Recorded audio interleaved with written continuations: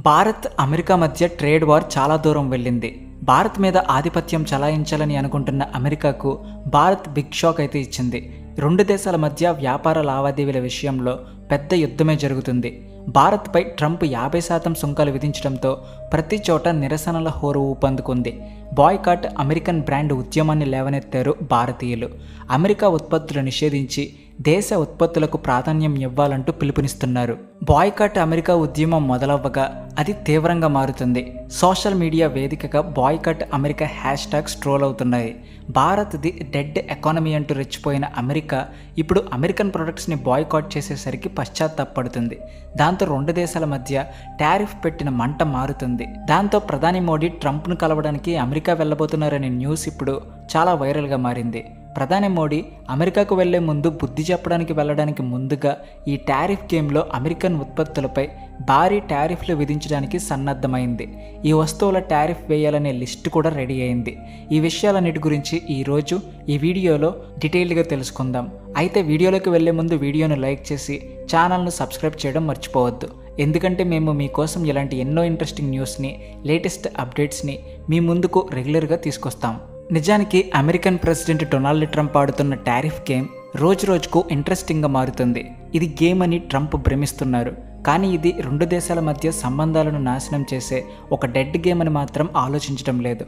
రెండు దేశాల మధ్య నడుస్తున్న ఈ ట్రేడ్ టారిఫ్ గేమ్ ఇప్పుడు ఒక సెన్సేషనల్ టర్న్ అయితే తీసుకుంది.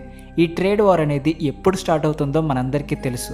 ఒక దేశంపై మరో దేశం ప్రతీకారంతో వారి ఉత్పత్తులపై దిగుమతి సుంకం లేదా టారిఫ్ విధించడం ప్రారంభించడం మొదలైనప్పుడు ఈ యుద్ధాలు, వివాదాలు రాసుకుంటాయి. ఉదాహరణకు అమెరికన్ ఇండియన్ ప్రొడక్ట్స్ మీద హెవీ టారిఫ్లు విధిస్తుండడం వలన భారత్, చైనా, బ్రెజిల్, రష్యాతో వ్యాపార ఒప్పందాలను చేసుకుంటుంది. అమెరికాకు చైనా అంటే పడదు. భారత్ చైనాతో స్నేహం చేయడం నచ్చడం లేదు.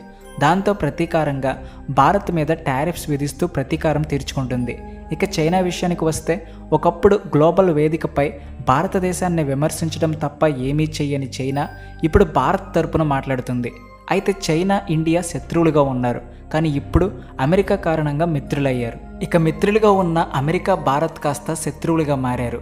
ఈ టారిఫ్ని ఎదుర్కోవడానికి ఇండియా, చైనా, బ్రెజిల్ వంటి దేశాలతో స్నేహం చేస్తుంది. ఇక అమెరికా విధిస్తున్న టారిఫ్లపై భారతదేశం కోపంగా ఉంది. ఎందుకంటే ప్రధానంగా అక్కడ తీవ్ర వివక్ష కనిపిస్తుంది. మొదటి వివక్ష ఏంటంటే చాలా దేశాలు రష్యాతో వ్యాపారం చేస్తాయి. ఆ దేశం నుంచి చమురు, గ్యాస్, ఇతర వస్తువులను కూడా కొంటాయి. కానీ వీటిపై టారిఫ్ చాలా తక్కువగా ఉంటుంది. ఉదాహరణకు రష్యా నుండి చమురు, గ్యాస్ను చైనా ఎక్కువగా కొంటుంది. కానీ వాటికి తక్కువ టారిఫ్ ఉంటుంది. కానీ అమెరికా భారత్ మీద విధిస్తున్న టారిఫ్ 25% అదనంగా వేస్తుంది. అంటే మొత్తం ఇప్పుడు 50% టారిఫ్ అన్నమాట. మరోవైపు చైనాకు అమెరికా మరో 90 రోజుల సమయం ఇచ్చింది. అంటే 90 రోజుల వరకు చైనాపై అమెరికా ఎలాంటి టారిఫ్ విధించడనమాట. అయితే మరోవైపు అమెరికా ఏం చెబుతుంది అంటే భారతదేశంతో వ్యాపార చర్చలు జరిపి సమస్యను త్వరగా పరిష్కరిస్తామంటుంది. మరి అదే అమెరికా భారత్ మీద ఎందుకు ఇంత వివక్ష చూపిస్తుంది అనేదే ప్రశ్న. ఇదే కారణంగా భారత్ కూడా అమెరికాకు వ్యతిరేకంగా చర్యలు తీసుకుంటుంది. ఇక భారత్లో మోడీ ప్రభుత్వం తీసుకున్న ముఖ్యమైన నిర్ణయం ఏమిటంటే అమెరికన్ ఉత్పత్తులను బహిష్కరించడం మొదలుపెట్టింది. అంటే భారత్లో తయారయ్యే వస్తువులనే ఇక భారతీయులంతా వాడాలి అని చెబుతుంది ప్రభుత్వం.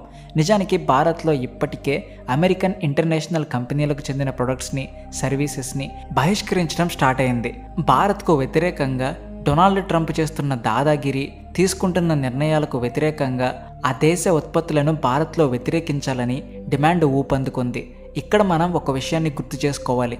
కొన్ని రోజుల క్రితం అమెరికా భారత్లో డెడ్ ఎకానమీ ఉంది అంటూ ఎగతాళి చేసింది. ఆ కామెంట్ కూడా భారతీయులకు కోపాన్ని మరింత పెంచింది.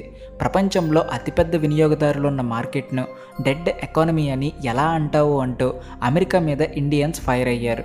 దాని ఫలితంగా Coca Cola, McDonald's, burger king, subway కంపెనీలు అన్నీ కూడా భారత్లో విక్రయాలు చేస్తున్నాయి. ఇవే కాదు, అమెజాన్, యాపిల్ లాంటివి ఇంకా చాలా ప్రముఖ బ్రాండ్లు బహిష్కరణ పిలుపును ఎదుర్కొంటుంది. ఎందుకంటే భారతదేశం ప్రపంచంలో అత్యధిక జనాభా కలిగిన దేశం. అమెరికన్ బ్రాండ్లకు ఒక ప్రధాన మార్కెట్గా ఉంది ఇండియా. ఇది వేగంగా అభివృద్ధి చెందుతున్న ధనిక వినియోగదారులను లక్ష్యంగా చేసుకుని విస్తరిస్తుంది. ఉదాహరణకు అమెరికాకు భారత్ కీలకమైన మార్కెట్. అమెరికన్ బ్రాండ్స్ భారీ డిమాండ్ ఉంది ఇండియాలో. దీంతో చాలా అమెరికా కంపెనీలు భారత్ గడ్డపై భారీగా లాభాలు పొందుతున్నాయి.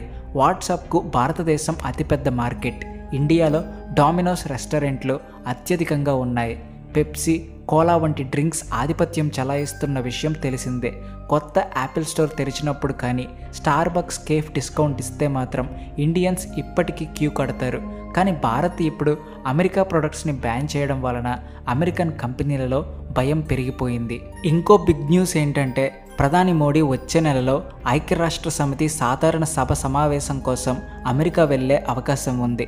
సాధారణ సభ యొక్క 80వ సెషన్ ఉన్నత స్థాయి చర్చల కోసం లిస్టెడ్ మెంబర్స్ మాత్రమే మాట్లాడతారు.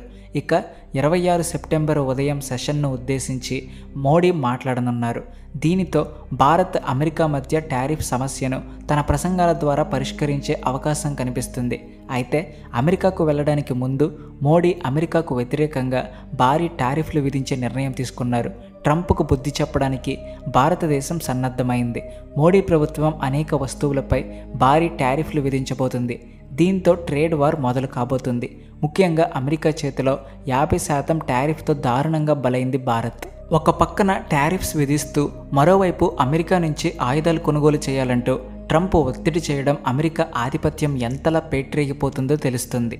అందుకే టైం కోసం చూస్తున్న భారత్ ట్రంప్కి టారిఫ్తో సమాధానం ఇవ్వడానికి సన్నద్ధమవుతుంది.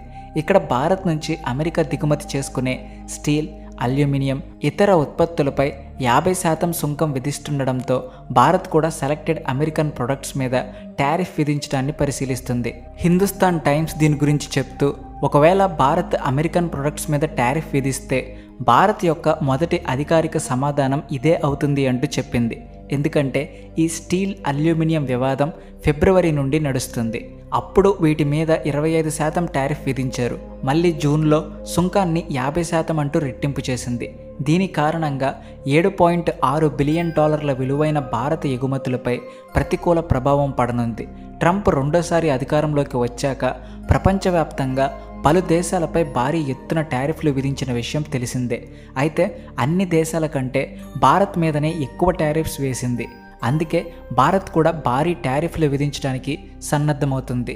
ఉదాహరణకు భారత వస్తువులపై అమెరికా విధించిన సుంకాలకు ప్రతీకారంగా అమెరికా వస్తువులపై భారత్ సుంకాలు విధించాలని నిర్ణయించింది. భారత్ స్టీల్, అల్యూమినియంపై అమెరికా విధించిన సుంకాలకు ప్రతిగా భారత్ ఈ నిర్ణయం తీసుకున్నట్లు తెలుస్తుంది. కొన్ని ప్రత్యేకమైన అమెరికా వస్తువులకు ఇస్తున్న రాయితీలను నిలిపివేసి దిగుమతి సుంకాలను పెంచడానికి సిద్ధమైంది. అమెరికా నుండి దిగుమతి చేయబడే స్టీల్, అల్యూమినియంపై భారీ సుంకం విధించే అవకాశం ఉంది.